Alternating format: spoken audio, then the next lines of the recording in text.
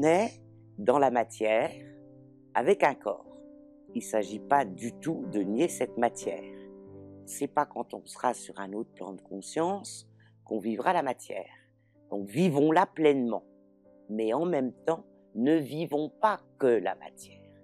Nos 5 sens, si précieux pour accepter et voir la beauté du monde, ne nous permettent pas de voir toute la beauté du monde. Par exemple, on n'entend pas les ultrasons, on ne voit pas les ultraviolets ni les infrarouges. On a donc une vue de la réalité qui est très partielle.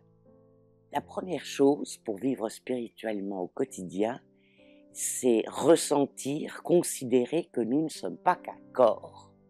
Nous sommes un être. Ça nous amène à voir la vie totalement différemment. Nous avons une fâcheuse propension à nous faire du souci, à nous bloquer, à ne pas avoir confiance, à douter de nous. Alors que, en fait, quand nous avons la certitude que nous sommes une âme, un esprit, une âme, qui s'est incarnée pour faire l'expérience de la matière, pour faire l'expérience d'une vie, on sait très bien qu'on va être aidé, qu'on va être soutenu, que le monde n'est pas contre nous, que nous sommes là pour nous réaliser.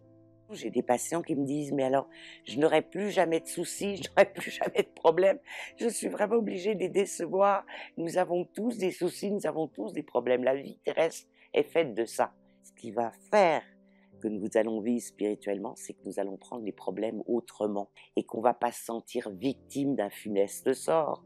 On va se dire « bon, qu'est-ce que je suis en train d'apprendre? Qu'est-ce que je suis en train de découvrir?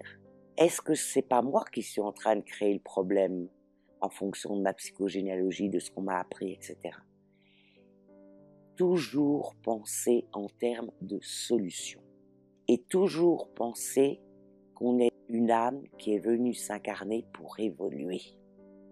La spiritualité, c'est très humble. C'est un